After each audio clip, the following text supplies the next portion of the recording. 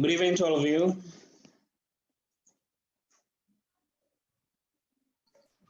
Good evening.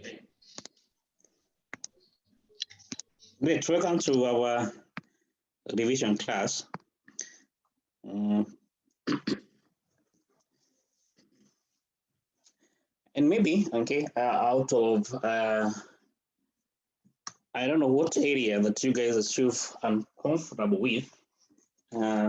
If I was to start with, okay, don't forget this time for your revision. So I propose that in case you have any question, don't hold on to it, okay?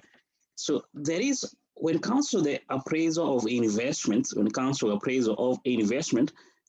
generally there's an area where on asset replacement, okay, trying to determine when if we have to have two machines, okay, let's say we have machine 1 and we have machine 2, we want to determine where do we invest, or should we replace maybe this current machine with a new machine? I don't know whether we did that during the time when you're doing the revision. And you guide me, okay, so that we don't go through an area which I've already gone through already together. But because I think in the mock that we did, there was a question on appraisal of investment. Look for the question, which was on asset replacement. Get it? I suppose that all of you have this mock for sure. So let me get it. I don't know whether we did this question. In case we have not done it together, then this will be a good time for us to do together. Because in most of the time, not always the case, but most of the time, the examiner, when it comes to appraisal of investment, this is the question we'll be asking. Question 2, have we done it? Do it together? This question 2. This is a mock paper. Okay, have we done this question 2 together?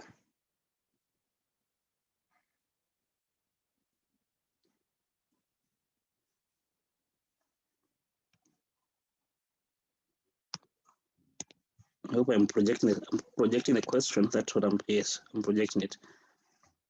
This mock paper during the time for revision, that is picture being last week. Did you do this question 2 together?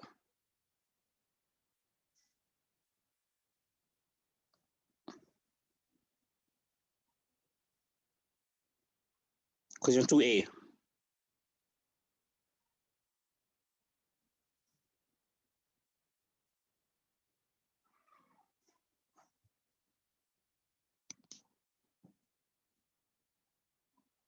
You guys, you are the same group we are together last week, I suppose.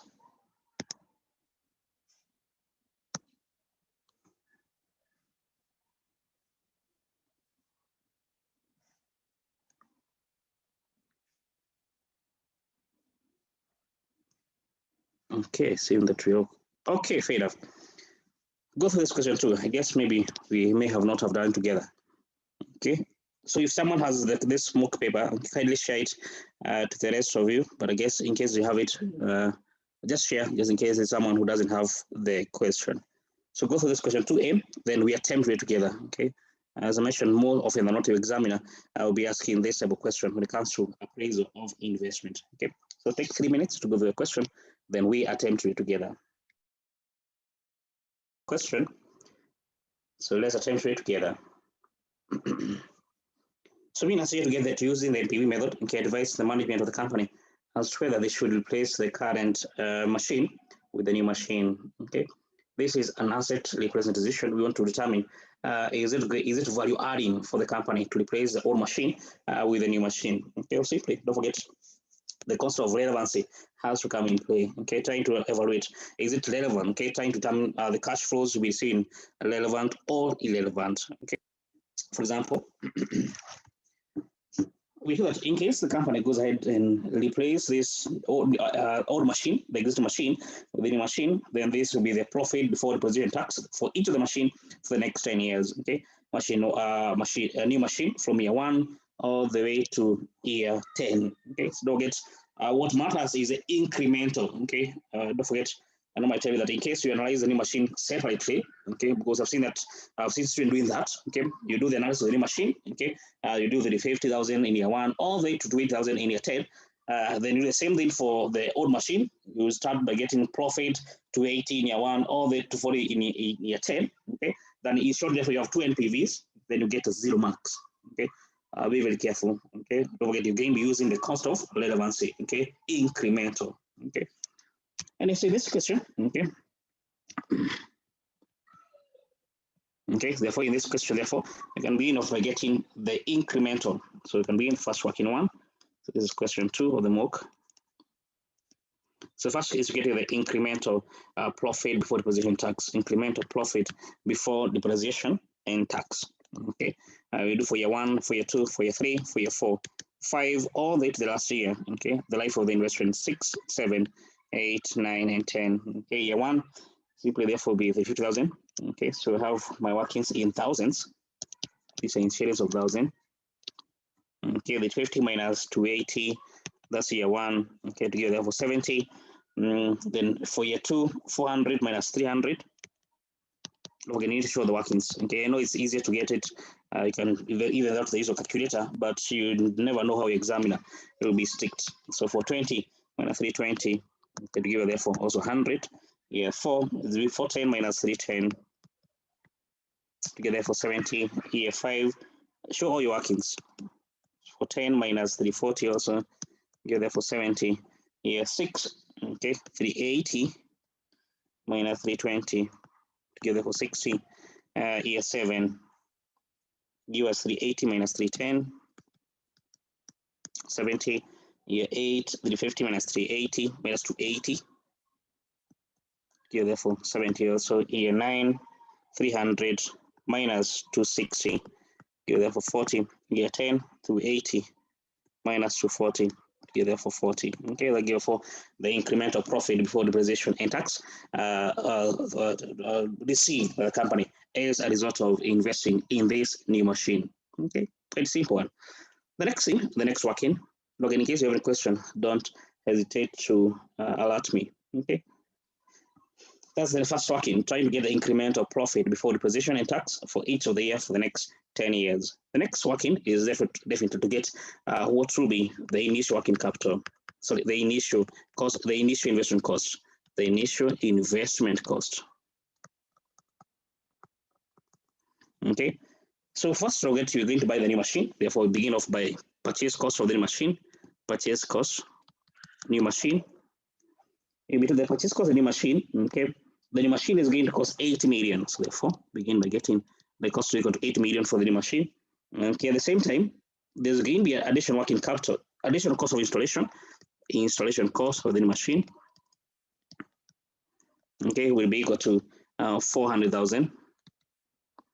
Then to that also there'll be at the end of its life, the financial analyst of the company estimate that this machine could be sold for 2.5 million. So in case the company since we replace the old machine with a new one, therefore we don't need the old machine. So what do the old machine? Dispose it off in the market and get some money. Sales proceeds,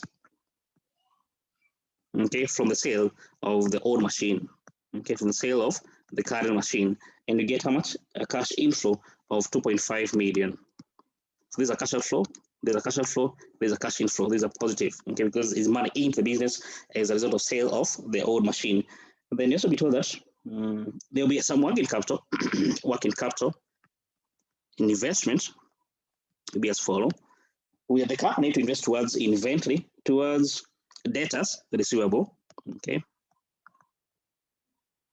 to the tune of, let me squeeze my work in here a bit, 8 million, 0.4 million, 2.5 million.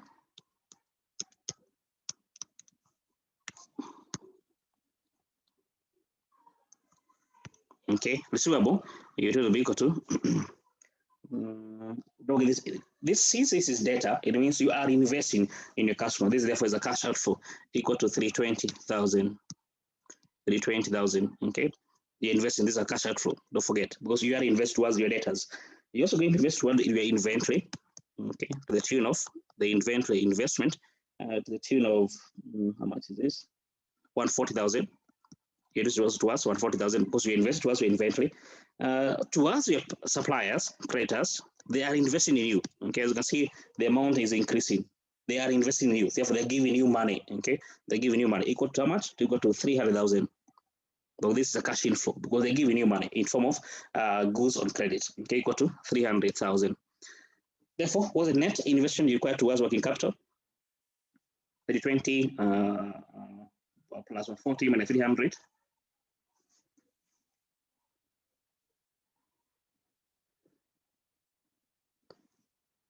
160. 160. Therefore, you have a net investment towards working capital equal to a cash outflow of 160,000 because you're investing therefore you need to invest therefore 160,000. Okay, don't forget at the end of the life of this asset, you need to recover this 160,000. Okay, so right now at year 0 is a cash outflow. In the final year, that is in year 10, it will be a cash inflow of 160,000. Okay, be careful with working capital. There's an inflow and outflow in the final year. An outflow, okay, in year 0, an inflow in the final year. Okay, so that's on the initial investment cost. Give us how much with the net investment required?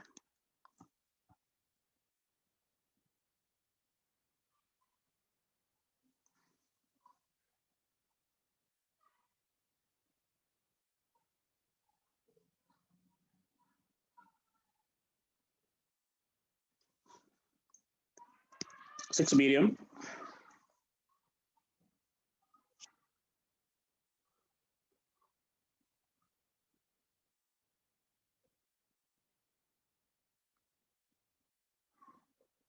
And 60,000. Sorry, how much? 6,060,000. 6,060,000 therefore the company initial investment 60. Okay, that's the company initial investment cost. Okay, the next working you can do is on the capital allowances. Okay, if the company you can claim depreciation. Okay, there's some here that this is tax depreciation on a straight-line basis.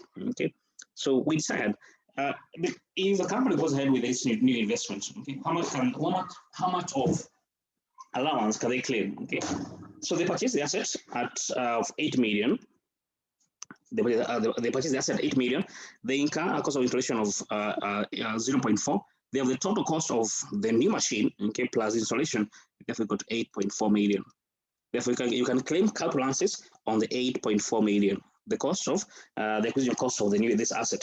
Therefore, you claim allowances on this acquisition cost, 8.4 million. All the costs incurred to bring the asset in its usable format. Okay, as for the requirement of IAS 16. Okay, therefore, working 3 can be on the capital allowances or the tax depreciation. Okay, so we can begin with the new machine. The new machine, look at this, since you're using the straight line method of depreciation, it's cost minus disposal value.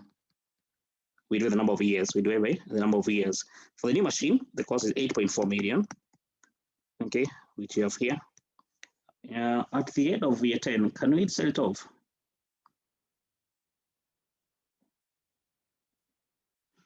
Okay, there's no mention regarding the new machine.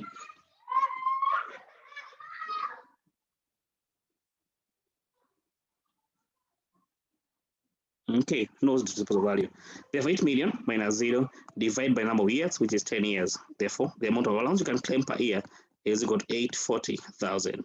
That's for the new machine. Okay, the same process for the old machine. That in case the company was to continue using the old machine, then the amount they can claim the old machine, we need to get what's this current net book value. Don't forget, we are going to after evaluation. Okay, we are going to, as we have been told, we assume that this machine can be used for the next 10 years. Okay, the old machine, not just the new machine, but also the old machine. Okay, it has a useful life of 10 years. So therefore, what is remaining to be claimed is going to be spread over to the life of this machine. Okay, this old machine was acquired 2 years ago and a cost of 4 million. Okay, so let me break it. So here we determine, therefore, what's the NBV? There's the old machine. Okay, current NBV, current net book value. Okay, it is equal to the machine was acquired. So first to get the depreciation, okay, of course per year. It was acquired 2 years ago, and the cost was 4 million then.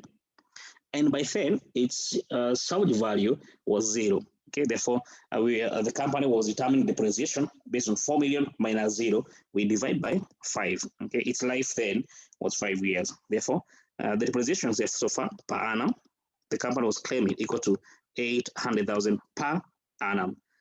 So far, it has been for 3 years. Therefore, the total amount claimed so far Okay, total allowance claimed on this asset. The amount to claim per year is 800,000 per 2 years, therefore, multiplied by 2 to give us therefore 1.6 million. The balance, which is the NBV, will be equal to the cost of the asset was 4 million minus the amount you've already claimed so far, okay, for the 2 years, 1.6 million to give therefore 2.4 million remaining. Okay, there were 2.4 million remaining, which we've been told will be spread over the next 10 years. Okay, because as per today, after the evaluation of this asset, it can be used for the next 10 years. Okay. Then at the end of the 10th year, okay, it has a salvage value. Okay, so in case we have to go ahead and use this machine for the next 10 years, at the end of 10th year, we can be able to get some money equal to 500,000. Therefore, the revised, okay, calculus or tax depreciation, whatever term you want to call it, on the old machine is equal to what is remaining to be claimed, 2.4 million, minus the disposal value 10 years from now, which is equal to 500,000. We spread over the 10 years, okay, because we're using the straight line method of depreciation, okay, and therefore you can claim 190,000 per year. That is in case you have to continue using the old machine. But don't forget, this is not the case, okay? The company will be using the new machine and they'll be claiming 840,000 per year. But in case of continue using the old machine, they will be claiming 190,000. So since they have done the replacement of the old machine with the new machine, they'll be getting 840, but they'll be losing 190. Okay, so they'll be getting 840, but they will have lost 190, the amount they could have claimed in case of continue using the old machine. Therefore, the net capital balance is therefore, okay, therefore, the net tax position or capital balance therefore is equal to, okay, you're going to be getting 840,000. However, you'll be losing 190. Okay, you'll be getting 40, you'll be losing 190. Okay, therefore, the net capital balance you'll be having therefore is equal to 840 minus 190 to give us 650. I'm not sure. Confirm.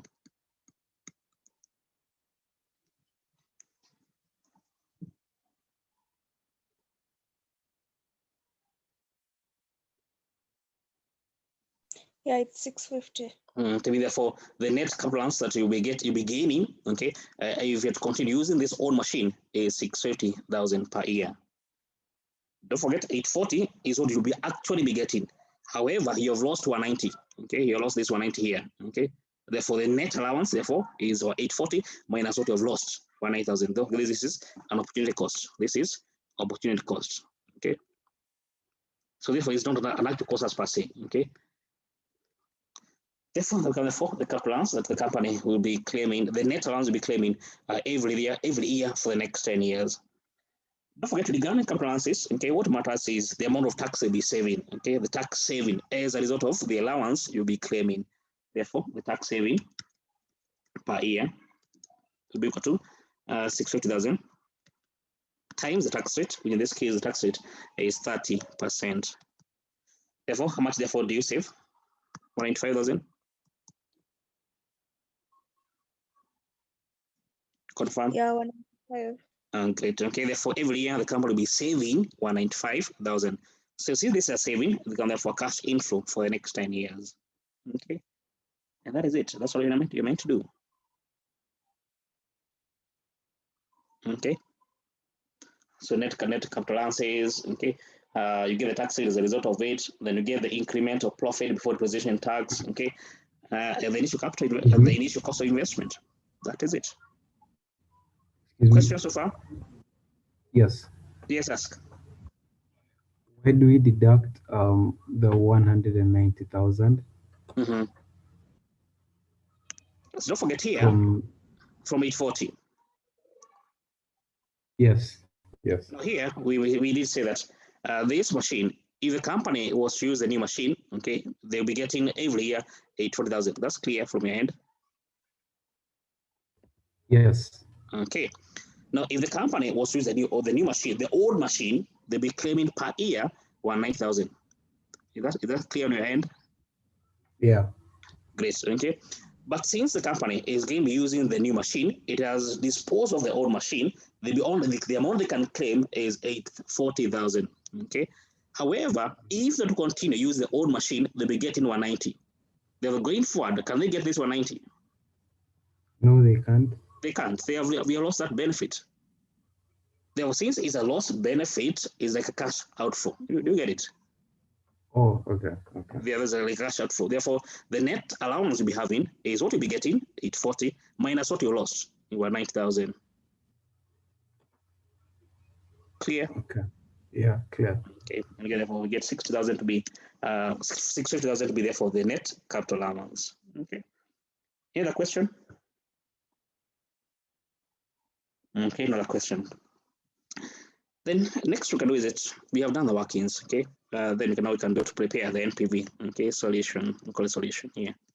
So you have 10 years. Okay. I'm not sure whether I can go to the. Let me just try to squeeze it. Year 1, year 2, year 3, year 4, year 5, year 6, 7, 8, 9, and 10. Okay. So here you have profit before depreciation and tax, which have we done already. The incremental, don't forget. We have done that working already.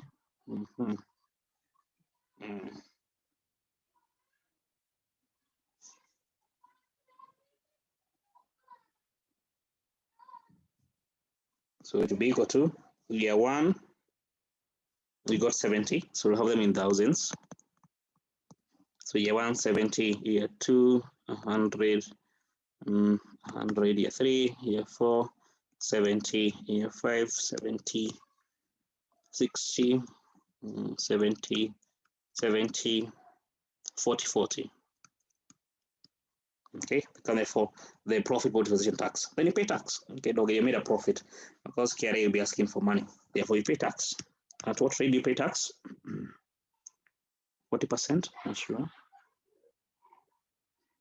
30%. You pay tax 30%. Therefore, year 1, 21,000. And year 2, 30,000. Cash outflow because you're paying.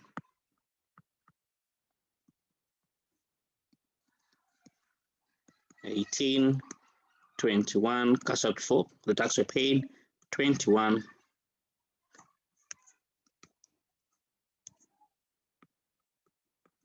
This is 40 times 12, 12. And you have 12 here, cash outflow, because this is the tax you're paying. However, you have tax saving. Okay, there's tax saving that you'll be making.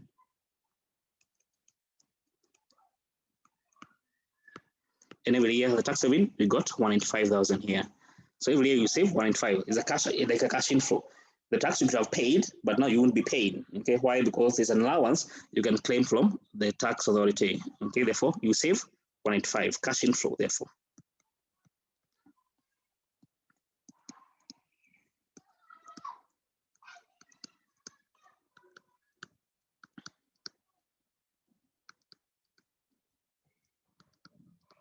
Okay, for tax saving, okay, which we ought to recognize between year 1 all the way to year 10. Okay. Then we did mention something about regarding working capital. Don't forget, at year 0, working capital is a cash outflow. In the final year, in this case, in the 10th year, it is a cash inflow. Therefore, working capital, a cash out inflow in the final year, which in this case is equal to year 10. A cash inflow equal to working capital. If I was to go back to our working, we got working capital equal to how much? To be equal to 160,000. Okay, so here it is. So right now it's a cash outflow, but in the final year, 10th year, is a cash inflow. Okay, so therefore in the 10th year, we make a recognition of a cash inflow in form of the working capital equal to 160,000. Then you also have scrap value. Don't forget, at the end of the life of the asset, you're going to dispose of the new machine, and you get how much? If you dispose of a new machine, you get 0, by the way. There's nothing you get. At the end of the life of the new machine, there is no any amount to be received from its disposal. So therefore, nothing to be received. However, don't forget, in case you continue using the old machine, if you continue using the old machine, at the end of year 10, you could have been able to get some money back. Okay, that is $500,000. Okay, so at the end of year 10, you could have been able to get, this is old machine, you could have been able to get back $500,000. However, are you going to get this $500,000?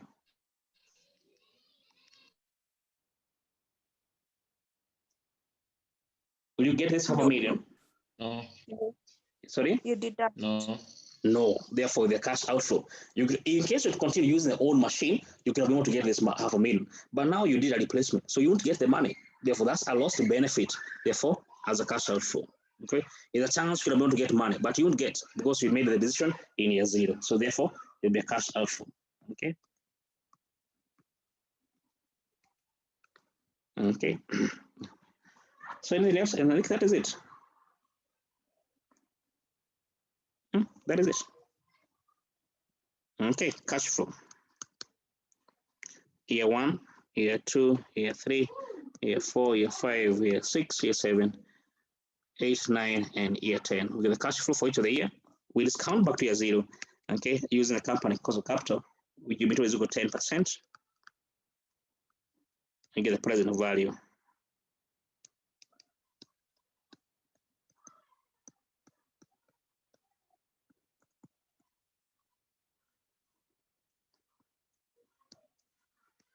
Okay. Don't forget the factor you need from the tables, which I suppose that all of you have the tables.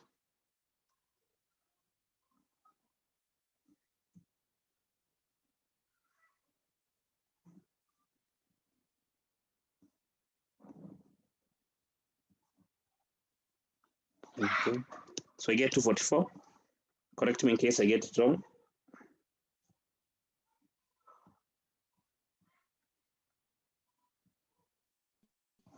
Next, 265. 265. 265. Next, 265. This is 244. For year 4 is 244, isn't it? Yes. Year 4. Yes. So year 4 is 244. Year 5 the same. Year 6 you get how much? And year 5. Year 6, what do you get? Year 5 is okay? 237. 237. Yes, year 5 is okay. Yeah, year 6? 237, year 6.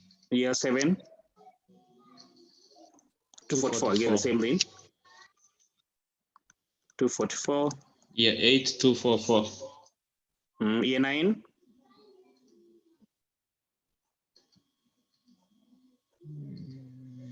223.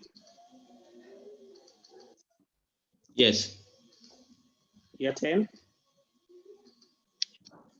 Negative 117. Get negative 117. Okay. So you have the cash flow from year 1 all the way to year 10. Then we discount them to back to year 0. The company cost of capital, which is 10%. So these factors, you read them from the table for sure. Okay. So we discount these cash flows at 10%. Okay.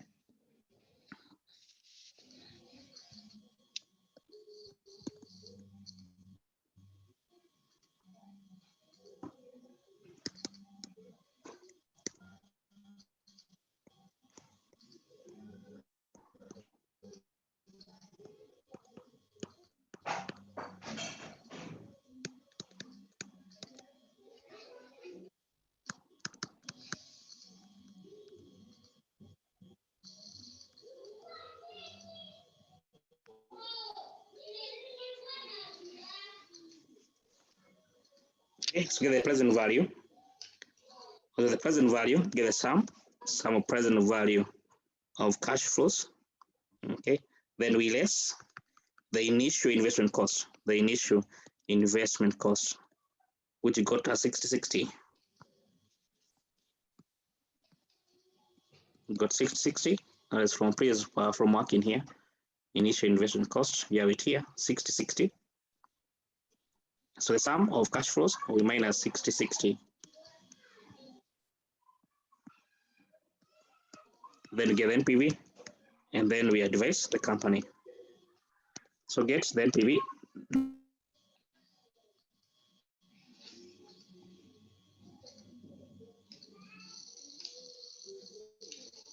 You get in the David, you're asking where you get the cost of installation. Did you see it? David?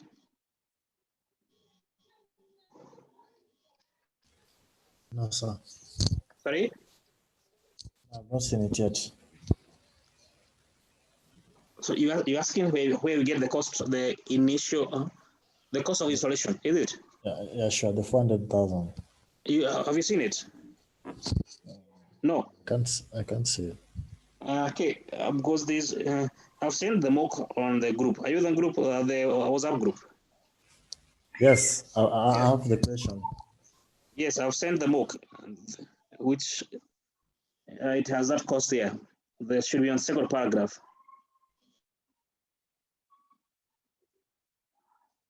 Second paragraph, second line. The cost of installation is 400,000. Use the new mock. The one I've just sent a few minutes ago.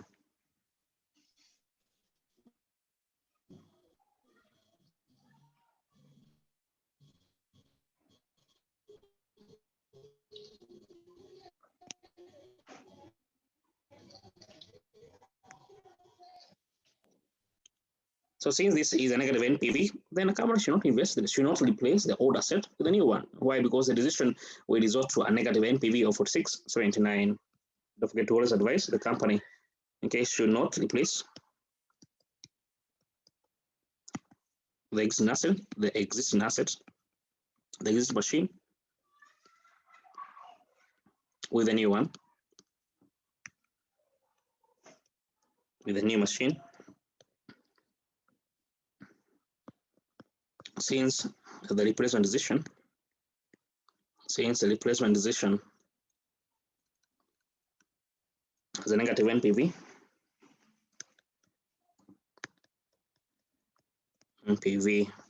of 46.79. Okay, so and presuppose that in case this question is brought, okay, don't attempt to analyze like two different new machine separately, old machine separately, you get a zero. So be quite careful. Always to use the incremental basis when doing this analysis, when getting the NPV of the decision. Any question?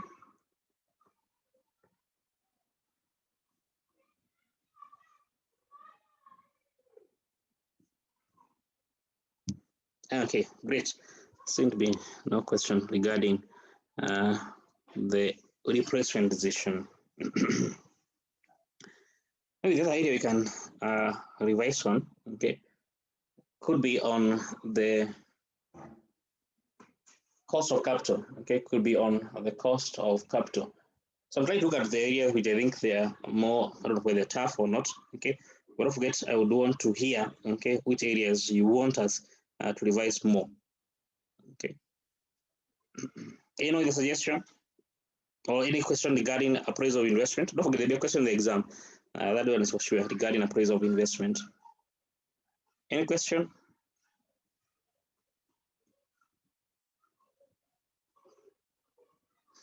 Okay, so no question. Yes, Helen.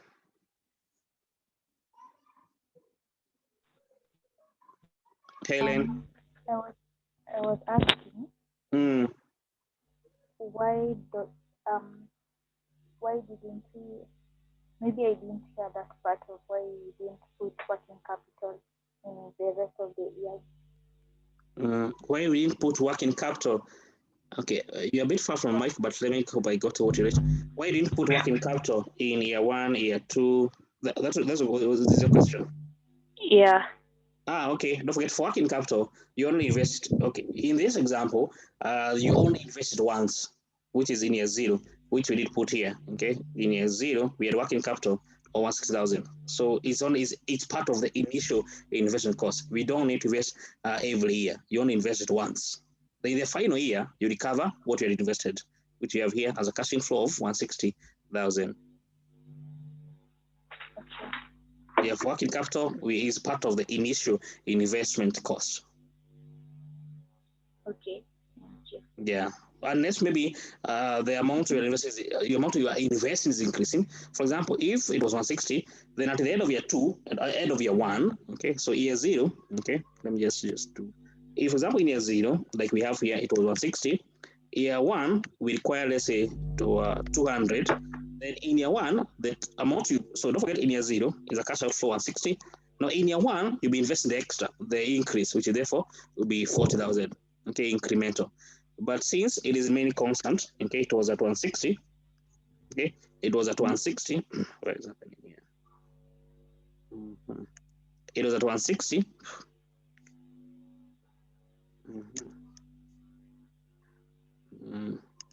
So if it was at 200, we see that the cash outflow we'll be having for working capital in year one will be 40,000.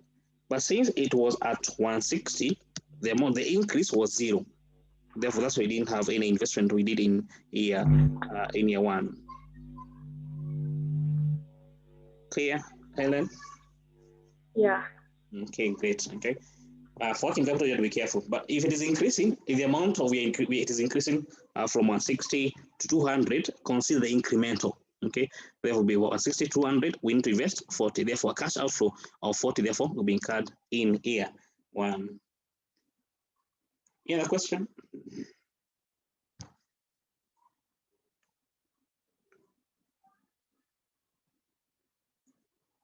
Okay, no other question regarding the NPV. Okay. So the next question I was saying would be on cost of capital. The next question that we can do could be on cost of capital. Okay. And as you mentioned, cost of capital, don't forget, you want to determine that whoever is going to be financing you, okay, on average basis, the different financiers, okay, how much return do they want on the amount they're investing in you, okay, how much return do they intend to get from the company, okay. So I think we can maybe attempt a question, okay, on cost of capital, and if you can get one on the marginal cost of capital. Now, the marginal cost of capital, just to make a mention on the MCC, now marginal cost of capital is the extra cost, okay. For every dollar we're going to be raising, for every extra shilling, okay, we're going to be raising for the market. What return do the providers of capital expect, okay? Referred to as the marginal cost of capital, MCC, okay. So if you can get a question, that would be good. So you can get one, or you can get one. If you can have one, you can. That would be very good. Cost of capital, or even an MCC question, and that should be very good.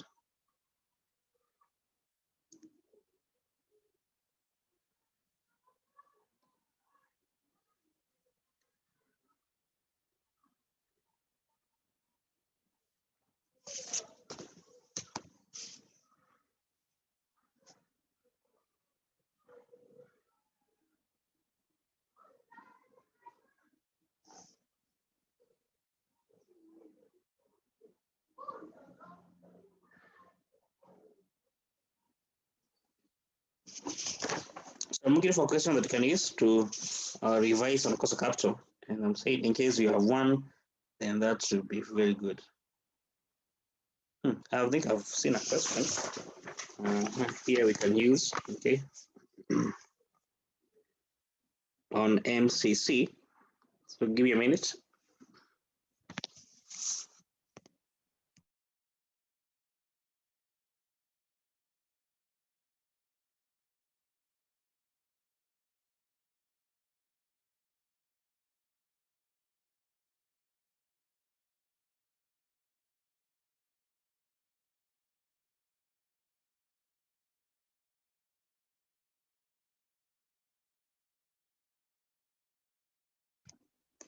Okay, so I'm sharing this question on the group. And in case you have it, that would be good. It's on June 2011. June 2011. Question 3B.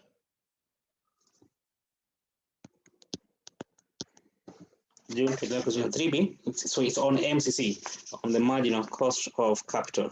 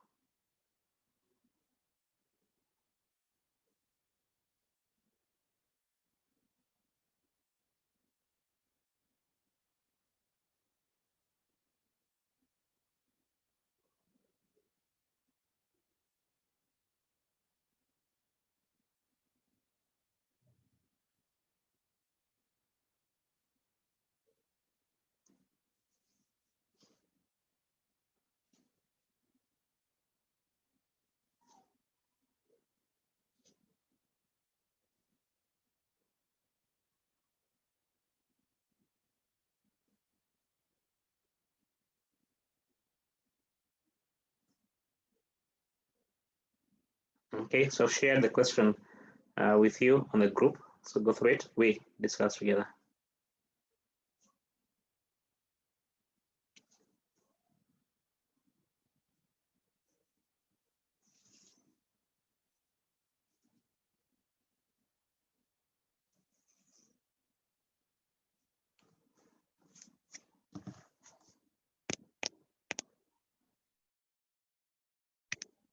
Okay, I suppose that you have gone through the question. It's required MCC if you assume that percent tax break, retain earnings breakpoint. Okay. So that the company has an optimal capital structures for debt, preference share, and audience share capital 40, 10, 50. So even going forward, we assume the company will maintain the same. The company is compared to get 10 million. Okay. To sell 10 million worth of 20-year 9% bond at the current market value, market price of 980. In relation, the company will issue 10% preference share at a price of 87, 5 shares in flotation, ordinary shares. Okay. Okay. The company has 300 in retained and is going to investing in a project which will cost 1.2 million.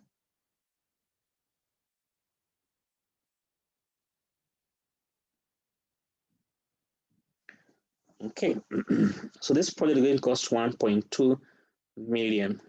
Okay.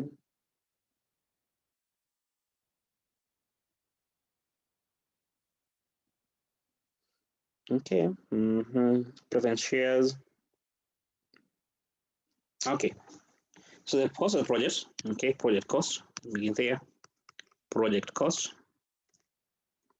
will be as follows: 1.2 million is the total cost of the project. Okay. Finance using debt. Okay. Finance using preference shares. Preference shares using equity. Equity is in two way. The company can use retained earnings. Can also have the issue shares. But the total cost of the project will be is equal to 1.2 million. Okay. So here is 1.2 million. Total amount the company wants to raise is 1.2 million. From retained earnings, the company will raise 300,000. Okay. Based on the proportion. Okay. The amount that the company will be used from debt, the amount of debt the company will finance of 1.2 million. Debt is the ratio of debt is 40%. Therefore, debt will be 40% times 1.2 million to give us for 8,000. Therefore, of the 1.2 million, for 8,000 come from debt. Therefore, for 80,000. Okay. And preference share is 10%. Therefore, preference share capital it will be 10%. Therefore, 10% times 1.2 million to give therefore 120,000 will come from preference share 120,000. Okay, and of course the balance will be equal to issue shares anyway. So from equity, it will be half. The capital structure 50% is from equity. Therefore 50% of the 1.2 million will come from the equity 600,000.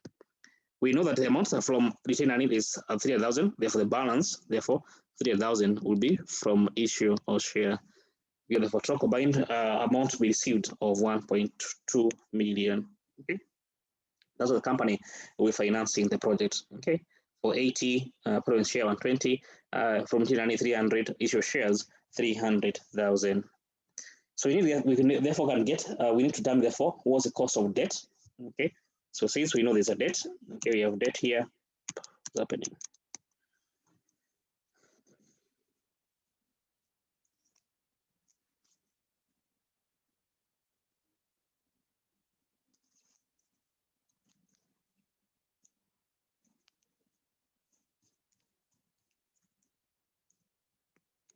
Okay. So therefore, debt is we have the we need to have the cost of debt. We get the cost of preference share, the cost of retained earnings, and the cost of issue shares. Okay, let's therefore get the cost of debt. Okay, the cost of debt will be as follows. the company will be selling 20-year bonds, okay, with a par value of 1,000 at the current market value of 980, okay. Therefore, the number of years to redemption, and is equal to 20 years, okay. Interest rate to be received on after-tax basis, it is paying at 9% times par value.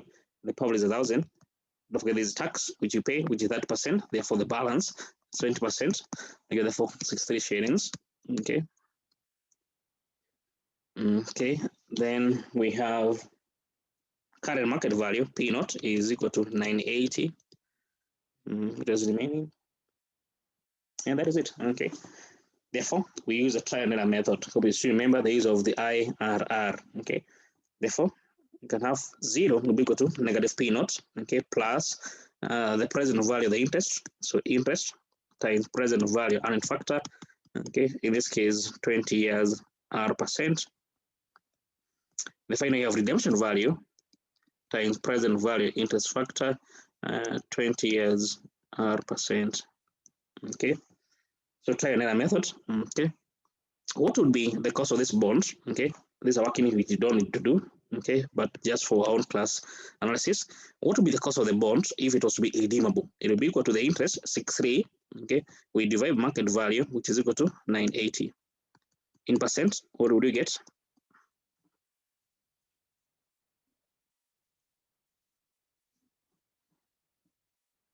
Okay, 0.06. Sorry, 6 point. 6.4. 6.4%. Okay, therefore, don't forget these are working you don't need to do. Okay, this is just for own class work. Okay, the cost of this bond, okay, will not be too far from the cost of the same bond if it was to be irredeemable. Okay, and you got the cost of the bond if it was to be irredeemable because 6.4%. So therefore, as we do a trial, we know the cost of this bond will not be too far from 6.4. Okay, let's begin by discovering 7%. Okay, at 7%. What do you get? To be equal to negative market value 980 plus the interest 63 times present value earned factor 20 years. Okay, 7% or trial here, plus the redemption value will be at par value because we will not be told it otherwise. 1,000 times present value interest factor. Okay, 20 years, 7%. So what will be the sum of the cash flows minus the current market value if we discount cash flows at 7%? What do you get? Okay, this is a choice of trial and error method, the IRR method. Get how much?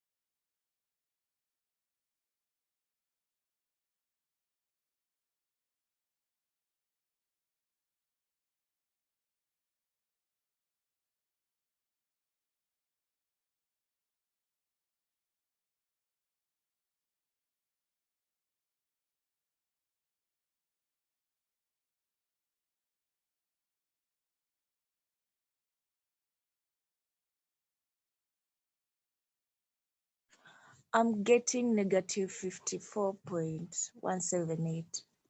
54.18. Yeah, 18. Okay, great. Someone else confirm that answer?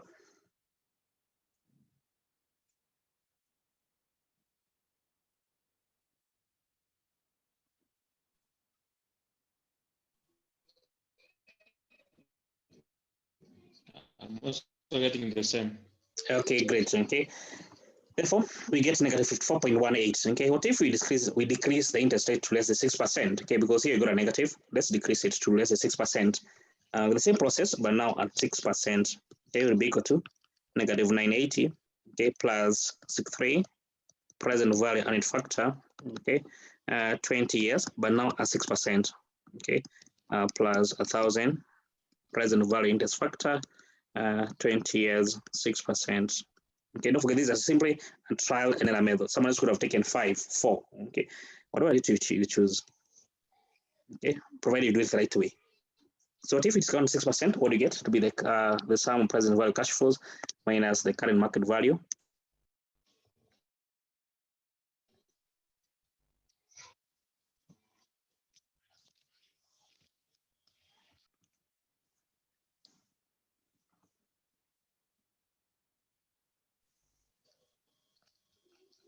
Positive 54.41.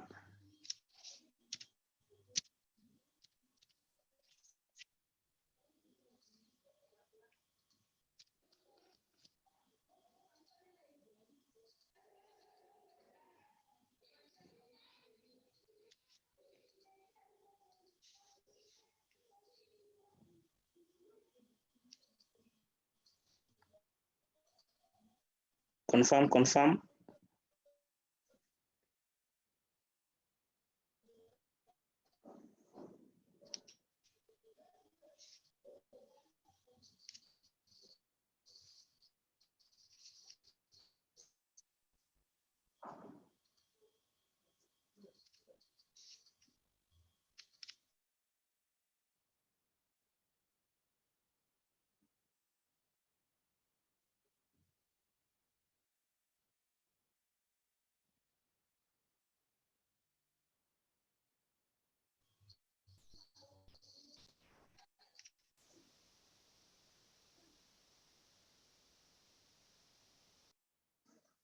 I'm waiting for confirmation.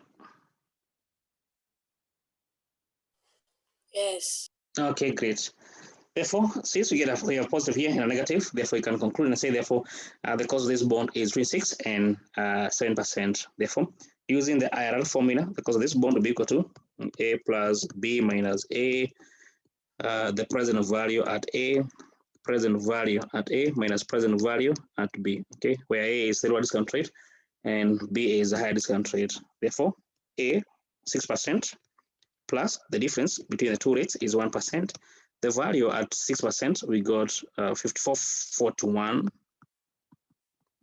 54.41 minus 54.18. Okay, 6 point.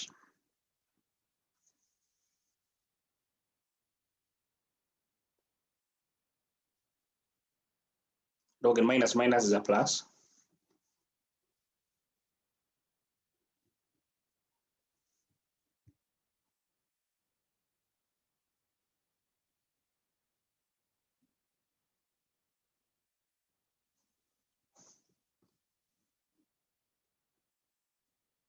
$6.5.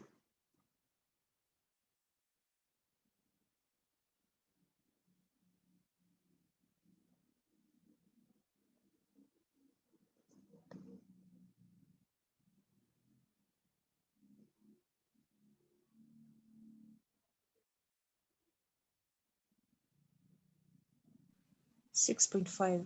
6.5. Okay, therefore, cost of this debt will be 6.5%. Okay, so you're done with the first bit of get the cost of debt. Okay, so you're done with this. Okay, get the cost of debt. Next, we need to get the cost of preference share. So next, let's get the cost of preference share. Therefore, okay, so cost of preference share, cost of preference shares. I see that the cost of preference share is given us the preferred dividend. We divide the current market value of the shares. We multiply by 100%. The preferred dividend, okay, for the preference share to be issued, they will issue a 10% preference share with a nominal value of 100. Therefore, the preferred dividend, 10% of 100. Therefore, 10 shillings will be the preferred dividend. The current market value is at 87. Okay, incurring a cost of flotation are equal to 5. Therefore, we need to less the cost of flotation. Okay, because there's some cost incurred of flotation equal to 5 shillings. Therefore, preferred dividend cost will be equal to the dividend 10 divided by 87, the current market value, minus the cost of flotation, which is 5, and we express this as a percent. And you get how much to be the cost of preference shares?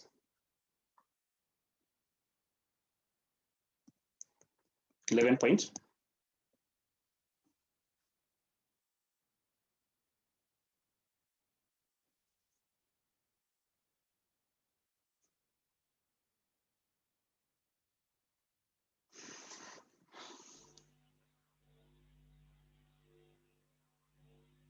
Actually, 12. 12.2. 12.2. Because the cost of preference shares we got 12.2%. Okay, 12.2%. The cost of preference shares. Okay.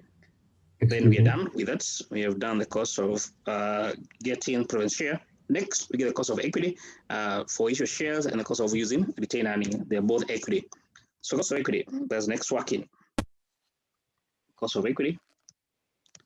But first begin the cost of issue new shares, cost of issue of new shares. Cost of equity will be equal to the equity dividend D naught 1 plus G. Okay, minus cost of a P naught minus any cost in case there be any flotation cost. Okay, plus the growth in the dividend. Okay, so the company can issue new shares at when a share currently have market value of 50, they pay a dividend. The company expects to pay a dividend, and the company expects, okay, to pay a dividend of 4. So the company has not paid. So it expects, therefore, that will come therefore D1. Okay. So therefore D1 become therefore our numerator here. Okay. 4. Okay. The past dividends follow. So since we have the past dividends from 2005 all the way to 2011, okay, the $4 we have here. We can use it in 2010. We can get the growth in the dividend. Okay. Therefore, G will be equal to D 2010, D 205. Okay. How many years of growth? We have 5 years of growth.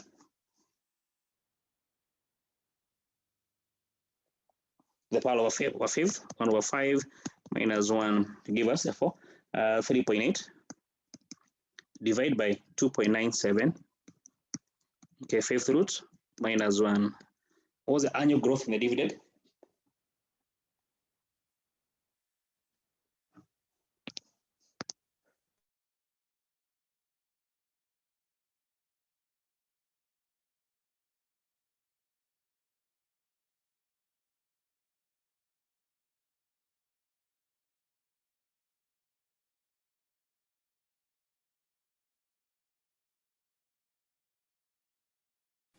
Excuse me, sir. Yes. Could you just scroll back up to where we use the IRR to find? Okay. You're a bit far from the mic. No. Yeah. How do we get 6.5? When you multiply, do you multiply it by 0.01? Do you multiply what is inside the bracket by 0.01, or you add both percentages first? No. The normal, the usual mathematics rule, board mass. You need first to multiply first before you add. So here is a multiplication. You need to multiply first.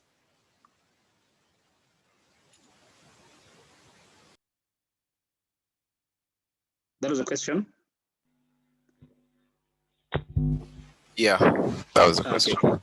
Yeah, don't forget the normal board mass. We normally follow. Okay. So G, what do you get with G? The growth is 5.4. 5.4%. We get a G equal to 5.4%. We have the P naught. Do we have? We It's also have the 5.5. 5.5. Not for 5. 5.5. Yes. Okay. So you have the G, we have the growth and dividend. So you have the D naught, 1 plus G, which is a D1, which you have. P naught, the current market value of the share. Do you have it? Yes, we have them. Of cost of rotation, we have them, as well as discount. Yes, we have them. And we're done. We can get the cost of issuing new shares. It will be equal to D1. Don't forget the 4 is it has not it is yet to be paid. Don't forget D naught is the most it is yet to pay dividend. Okay. Well, which we have it to be equal to the 3.8, okay, which you don't need to use because we have the D1. Don't forget, D naught 1 plus G is equal to D1, okay, D1, which we have is to be 4 shillings, okay, because the company expects to pay, okay. Therefore, before divide by the market value is equal to 50 minus any cost of rotation, which will be told to be equal to 3, minus any discount to be given, which is 2.5, okay, plus the growth equal to 0.055 in percent. What do you get the cost of issuing new shares?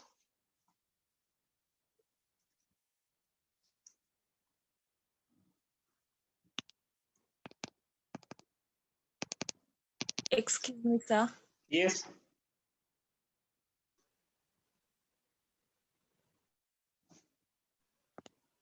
Yes. Excuse me, sir. Yes, yes. Why are we subtracting the discount? Because what is given, don't forget here, the denominator here is the net amount you'll be receiving. This is the denominator here is the net amount you'll be receiving. So first, the share is 50, the current market value. But then you give a discount of 3, isn't it? What remains? 47, isn't it? Don't forget here, the denominator here is the net amount you receive, the net amount you receive after all the costs. So here, I should have written here minus the discount. Let me just put minus D. Okay. Because the denominator is what is amount for every share you issue in the market, how much capital do you get? You'll be getting 50, but you take care of 2.5 as the cost of rotation minus the discount given to the customer equal to 3. So the net amount to be getting per share is 50 minus 3 minus 2.5. That's clear. Yeah, it is. Okay, great. Therefore, what's the cost of issuing new shares, therefore, in the market?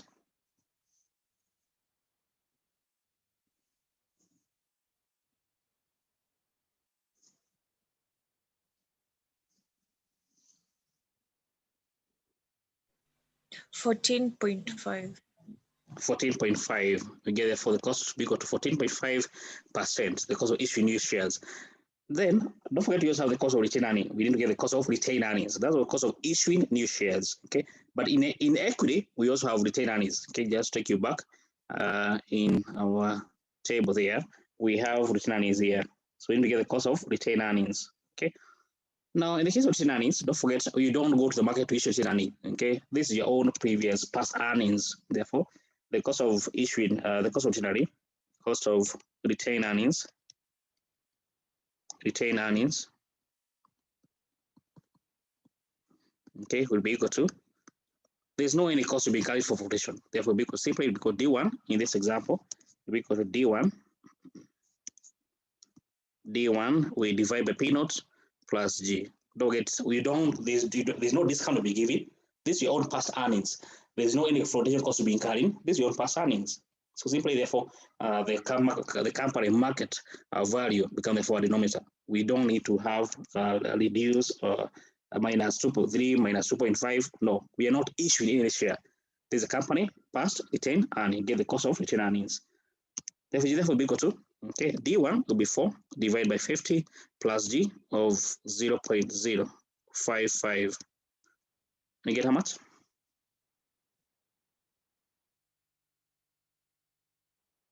$13.5.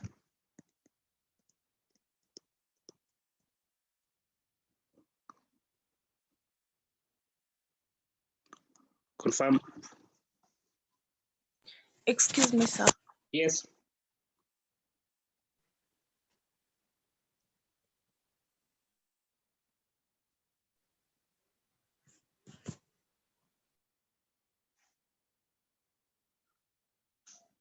Someone was asking a question.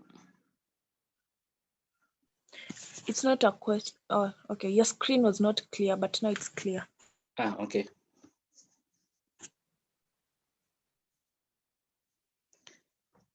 Therefore, what's the cost of returning? Confirm, is it 13.5?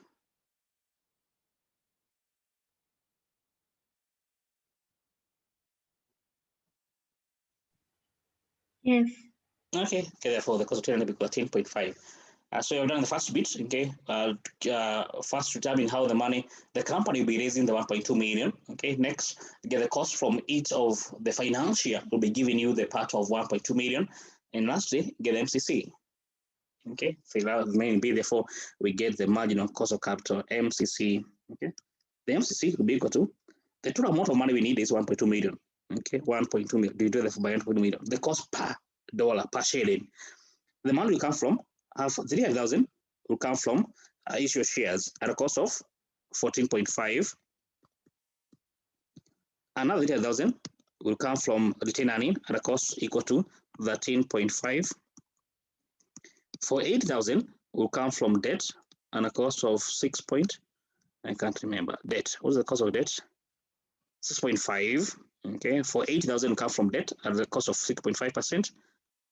Okay, the balance 120,000 will come from the issue of private share at a cost of cost was how much? 12.2 at a cost of 12.2 times 12.2%.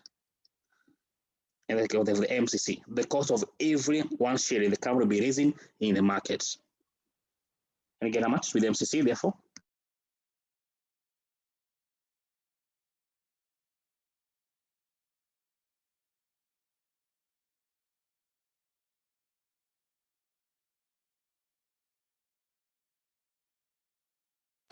Excuse me, sir.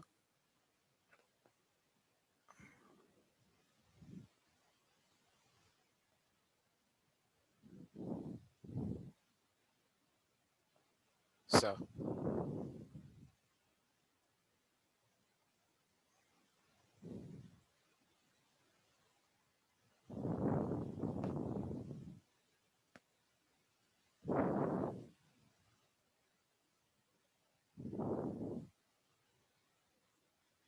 Excuse me, sir.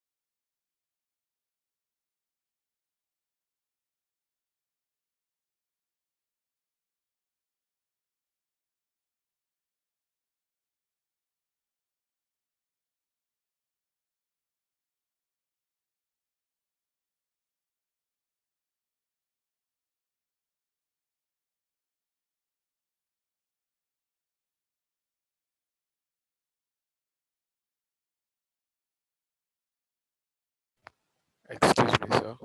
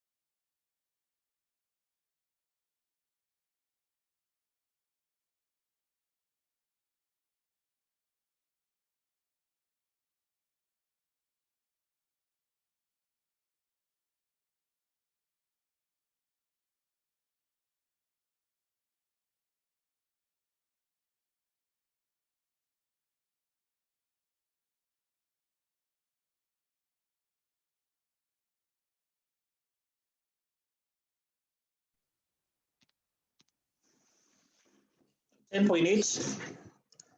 Helen,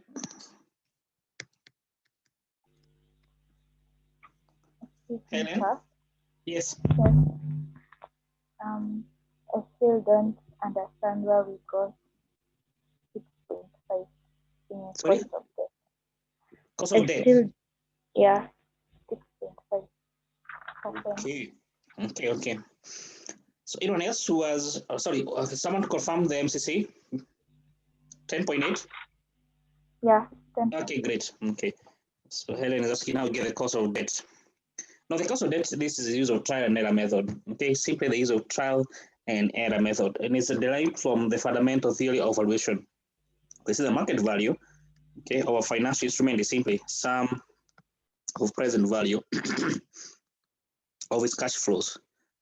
The market value of this bond, okay, is 980.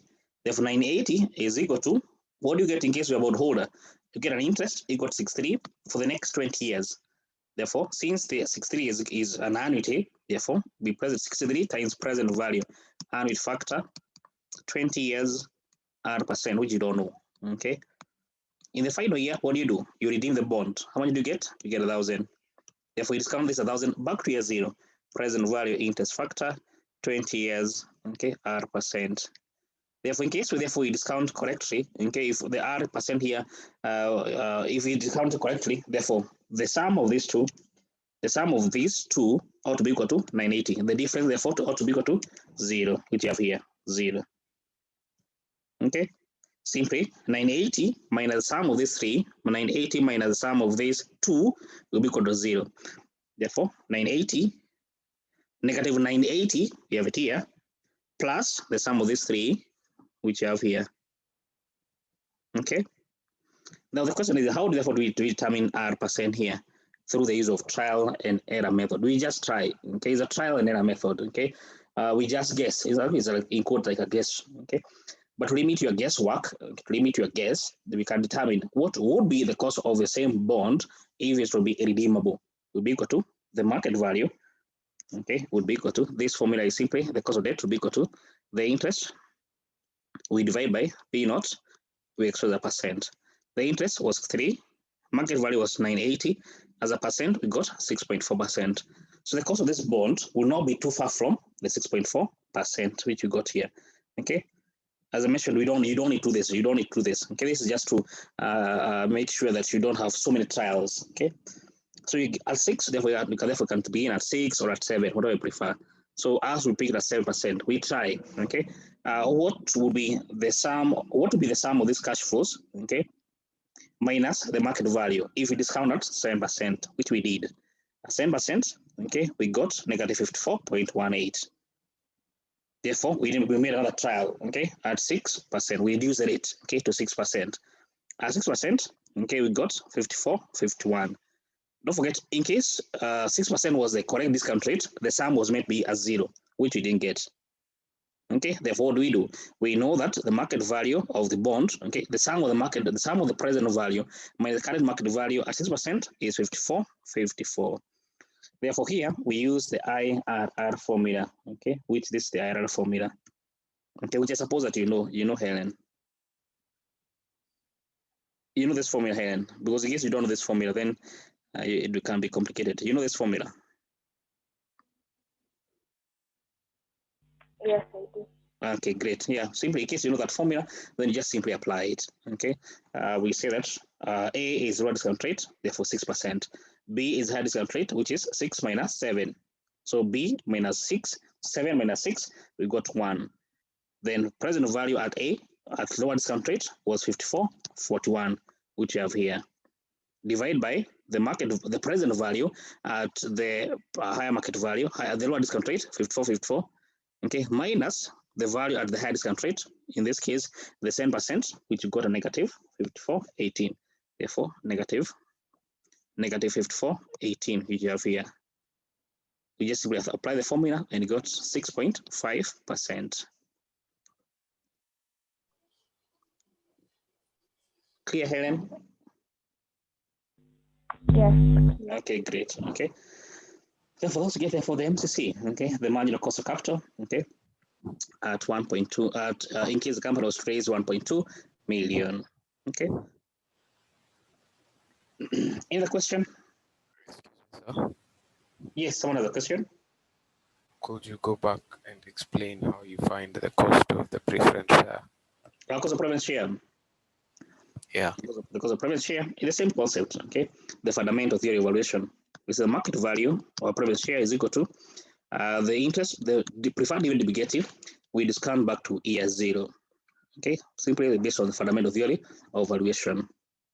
Therefore, we simply make therefore this to be the subject of the formula, which will be equal to RP will be equal to preferred dividend divided by the market value of the preference shares. Of course, we express as a percent. Simple as that. Therefore, it will be equal to the preferred dividend is equal to the rate, this dividend, or this particular preference shares, they are paying dividend at 10% of the nominal value 100. When you get 10, therefore it will be the preferred dividend 10 divided by 87. However, since the company is going to issue them in the market, they incur a cost of 5 per share. We get 12.2%. Clear? Yes. Okay, great. Okay. Therefore, we get the form 12.2%, therefore to be the cost of the preference shares. Okay. Any other question?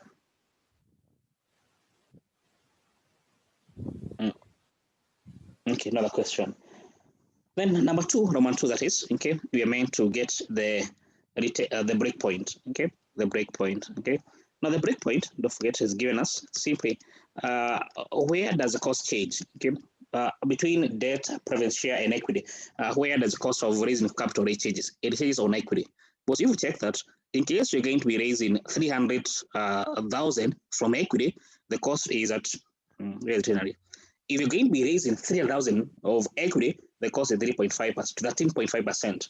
If you raise more than that, the extra must be from issueしwhich the cost is at 14.5. So there's a break. Okay, as you can see, there's a break point that the cost is increasing. Okay, from 13.5% all the way to 14.5%. So the break point is coming as a result of equity finance. Okay. Because in the company, if for example the company had 600 worth of retained earning, they will not have gone to the market to issue shares. Okay, hope that's clear. If the company had 600 worth of capital from equity from retained earning, let me just come back here to make it much clearer. If the company had 600,000 from retained earning, they will not have gone to the market to issue these shares. But the equity here is 600,000. Okay, so if the company had 600,000 worth of retained earning, they would not have gone to the market to issue any new shares.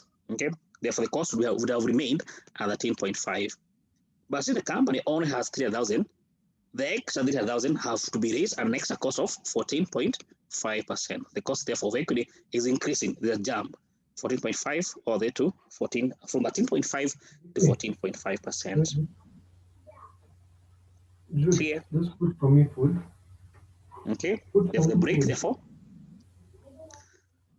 therefore will be equal to, okay, the amount of equity we have, which is equal to the amount of equity we have, okay, which is equal to 600,000.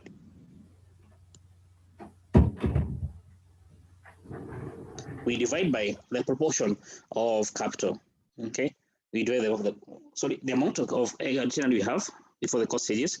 The amount of return we have is equal to 300,000.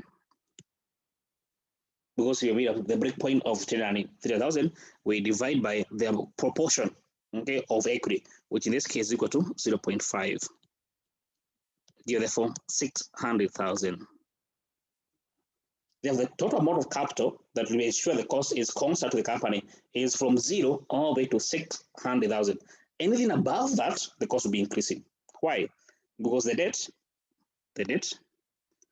cost of debt will be remain at what was the cost of debt? 6.5.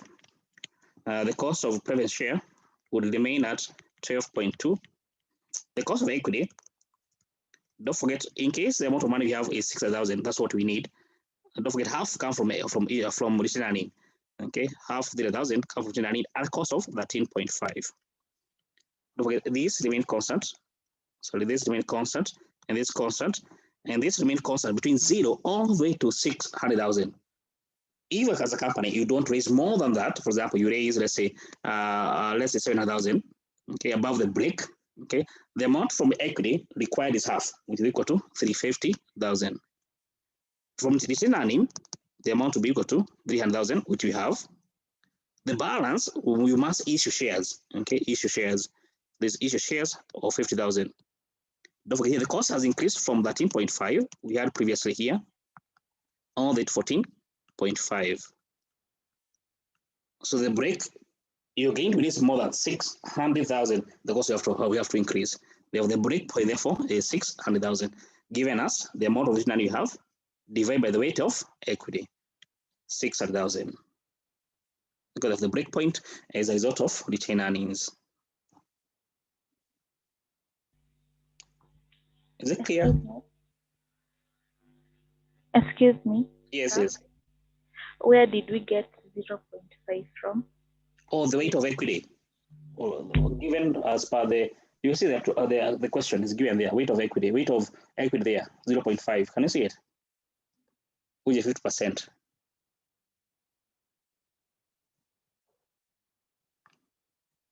In the question is given there, weight of ordinary share capital, 0.5. Confirm you can see it? Yeah. Okay, great. Okay. Okay, the amount of capital, okay, that if we raise more than that, the cost will change. We divide by the weight. Okay, 300,000 divide by 0.5 and we get 600,000.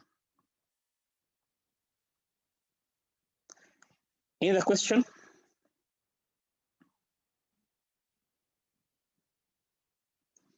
Okay, another question.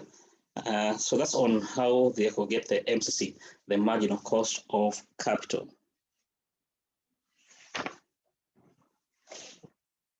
Sometimes you can have another appraisal method. Any question, by the way?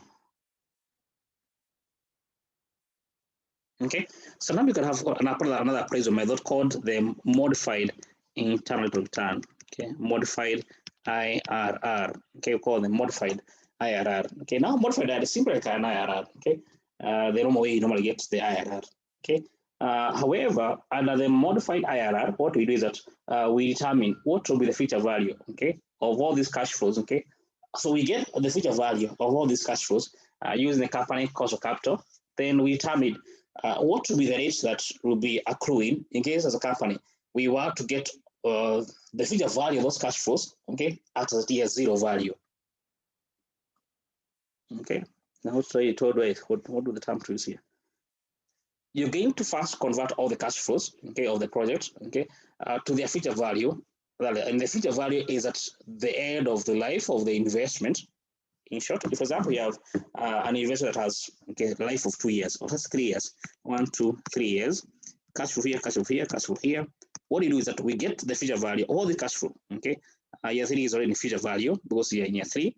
Get the future value, okay, back to year 3. Get the future value of year 1 cash flow to year 3. Get the sum of those cash flows, okay? That's equal to Y. Then determine what rate, okay? At what rate can we discount this cash flow, okay? In year 3 back to year 0 to be equal to the initial investment cost, initial cost of capital, initial cost of investment. The rate you can discount this cash flows at, this Y here, back to year 0, okay, is referred to as the MIRR.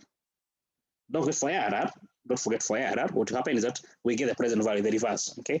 Year 1, year 2, year 3, year 0, okay? Get the present, we discount the cash flow to year 0 for year 1, for year 2, and for year 3.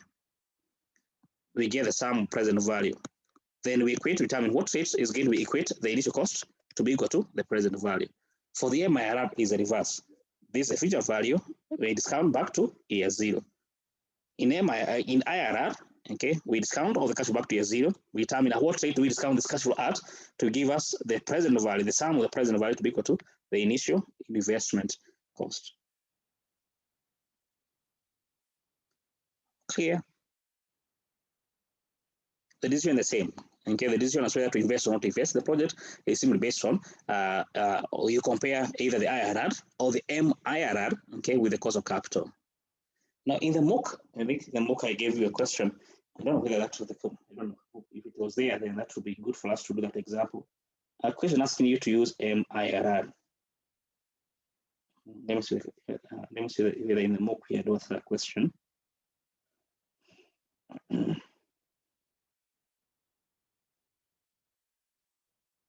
Yes, there was one.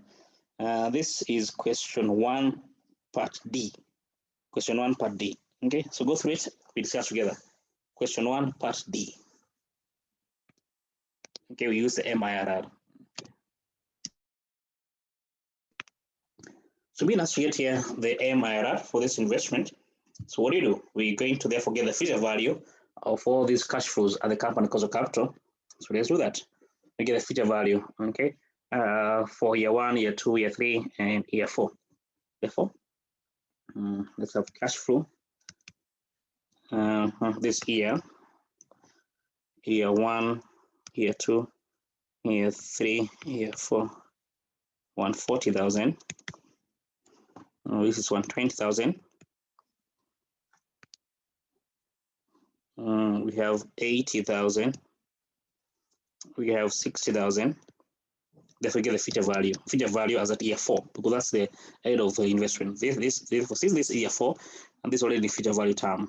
Okay, we're going to therefore get the future value by 1 year to the 1 year. Times the cost of capital is 14%, 1.14. 120,000 future value by 2 years, because from year 2 to year 4, times 1.14 squared, 140,000. These are 3 years, times 1.14 to the power of 3. What do you get? Year 1.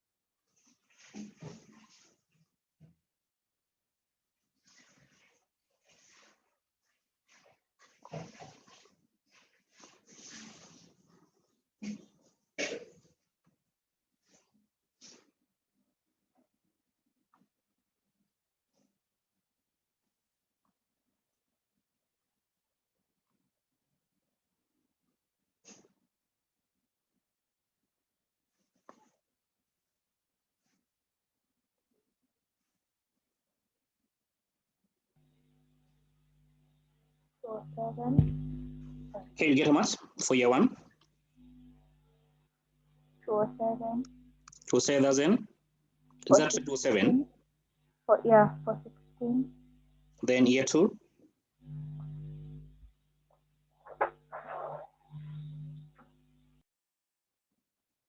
Year 1 it was 2,7 exactly, without in.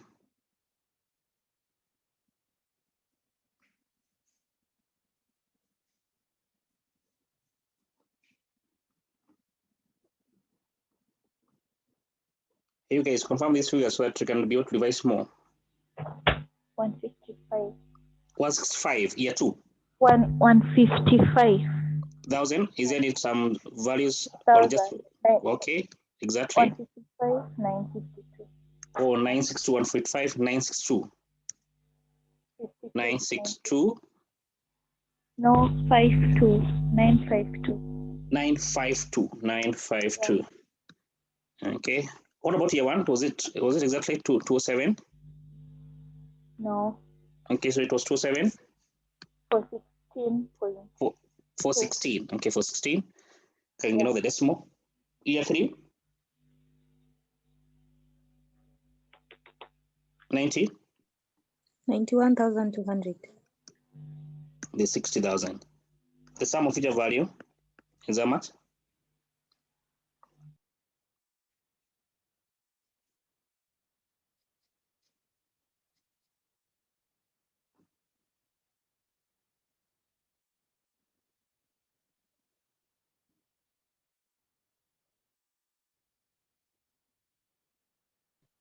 513, 808, 513, 808.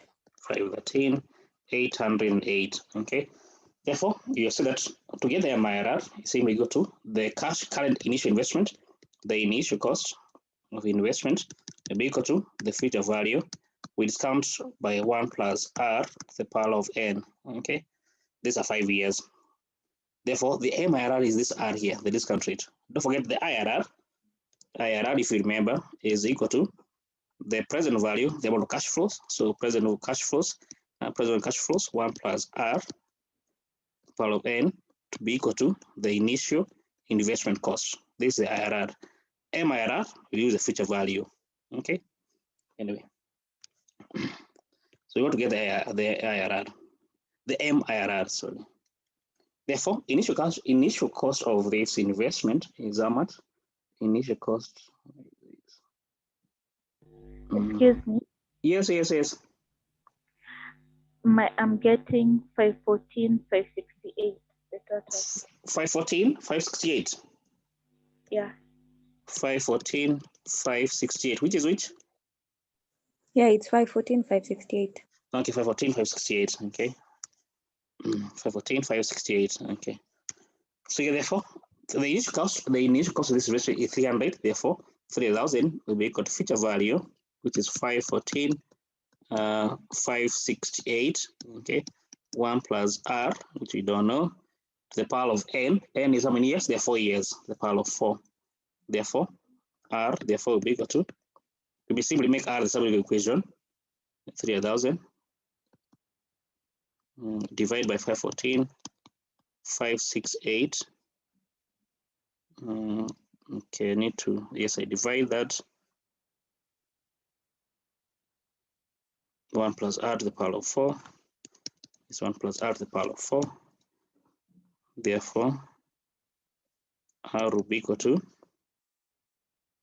3,000, 514, 568, power of a quarter,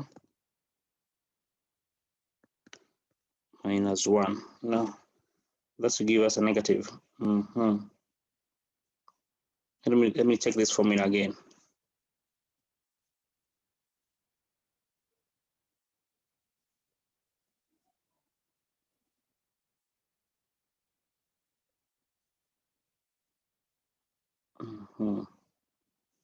Let me check that formula again, because it doesn't make sense for sure. The way I done it there, and it doesn't make any sense.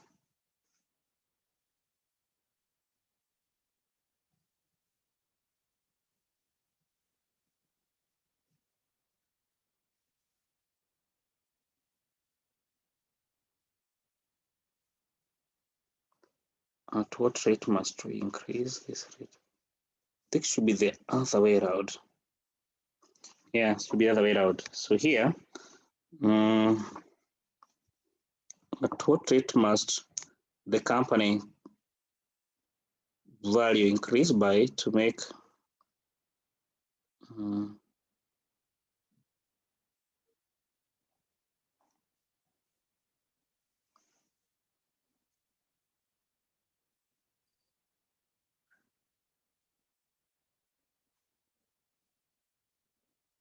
just a minute.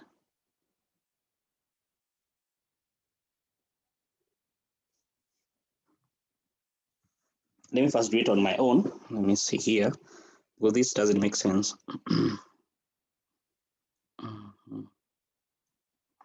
At what rate must it grow by?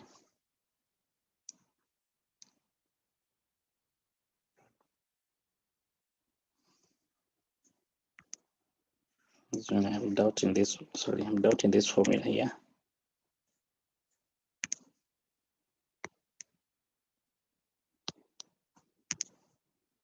This formula, I'm doubting this formula. Okay, let me see what I've done wrong there. At what rate must it grow by to make?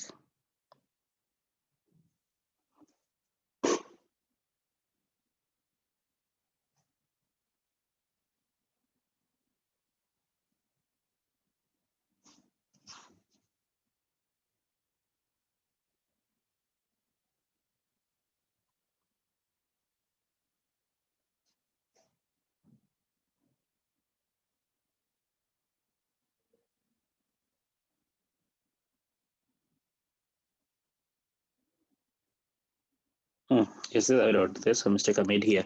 This future value should be at what risk must the company initial cost of capital grow by to be equal to the future value. So here I am mixed up here. So this one should be this other side here. Yes, so let me, okay, so let me just rub off these.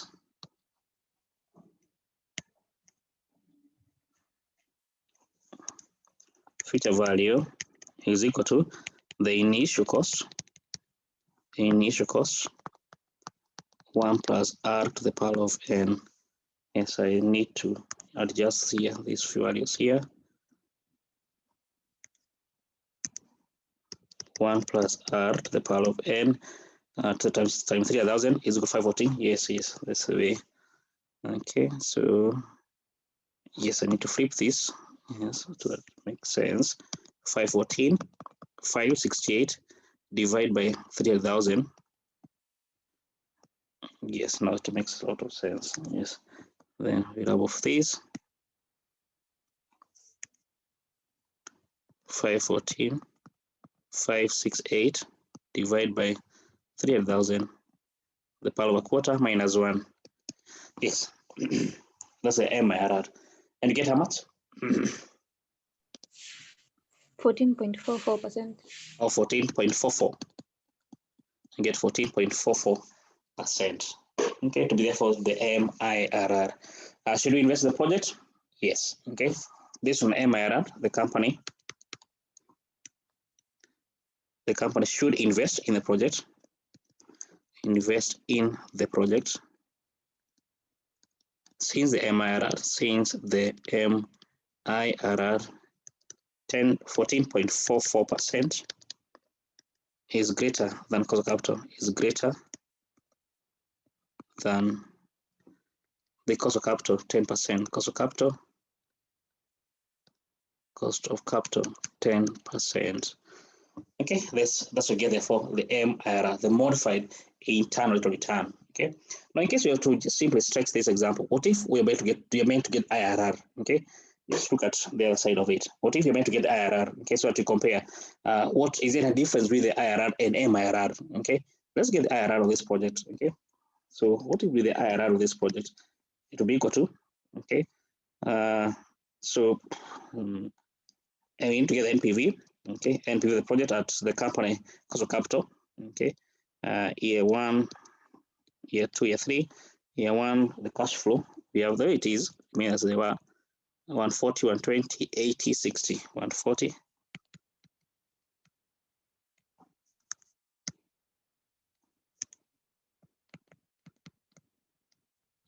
Year 2, 120, 80, 60.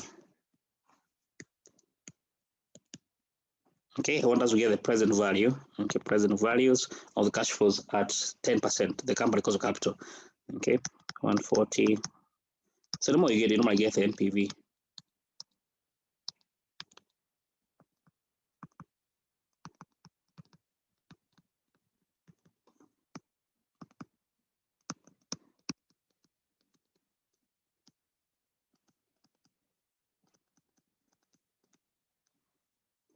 Six, 683. Okay, you get the sum present value. Okay, then we less the initial cost, where the initial cost is equal to 3,000. We therefore we less 3,000. We get the NPV.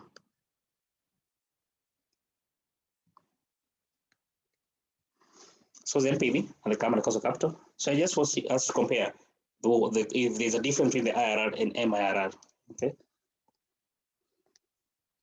So what's the NPV and the company cost of capital?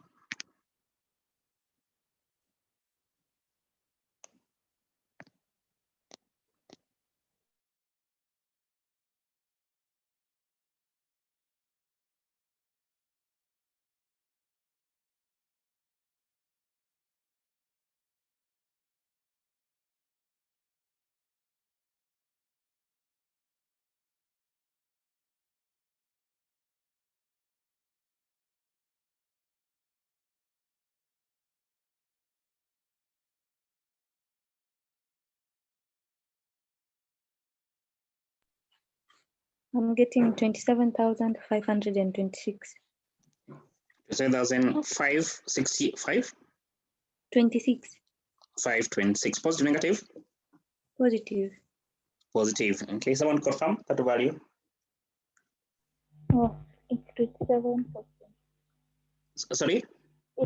That's the answer. Okay, great. Okay, so therefore, in case we discount the cash flows at the carbon cost of capital, we get 27,526 positive. What if we increase this rate to, this was at 10%? In your tables, we have 12%. Yes, let's try 12%. Okay, don't forget this trial and error method. Don't forget this is a choice of trial and error method. Okay, the same process, but now we discover cash flows at 12%. Okay, at 12% will be equal to 140,000. Okay, 12%, 0.8929, 120,000, 2972, 80,000, 7118, 60,000 times 6355. Sum we less the initial investment cost and you get the NPV. What's NPV? If we discount at 12%,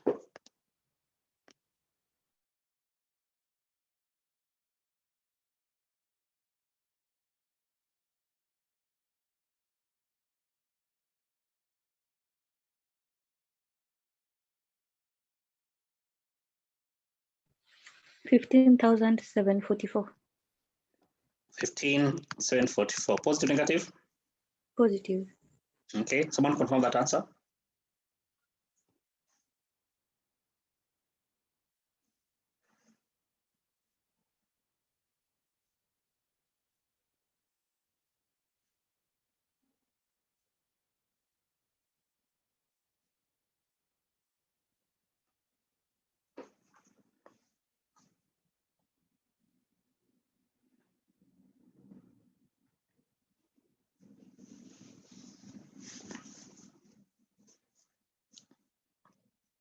Confirmation.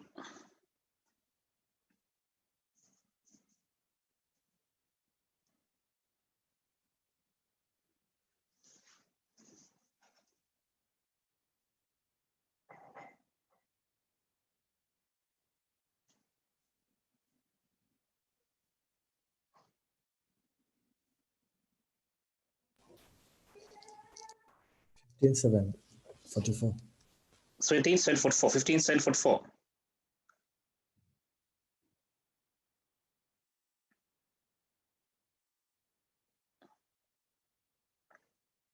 Someone was talking, then they went away.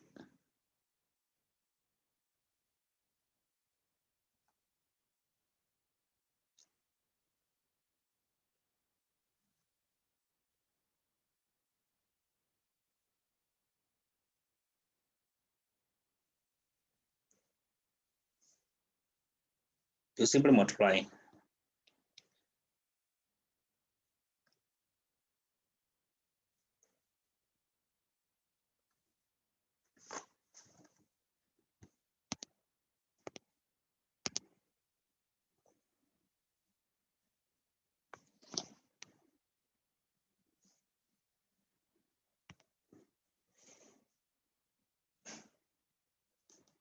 Hey guys, confirm. It's correct. It's correct. Okay, great. Therefore, we have those to be the two NPVs. Okay. Then now we can therefore use the IRR formula to determine what should be the IRR. IRR therefore should be equal to the lower discount rate, 10%, plus the difference to the two rates, 12 minus 10%. The value 10%, we got 27,526. 27,526 minus the value at the higher discount rate, 15. Okay, 744. And you get how much with the IRR for this project?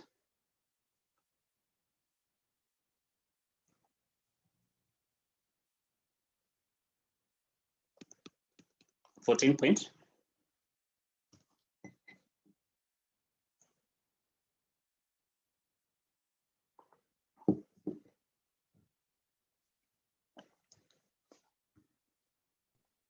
0.67. 0.67. Should we invest? Yes, the company should invest in the project. Should invest in the project. Since the IRR 14.67% is greater than the cost of capital, than the cost of capital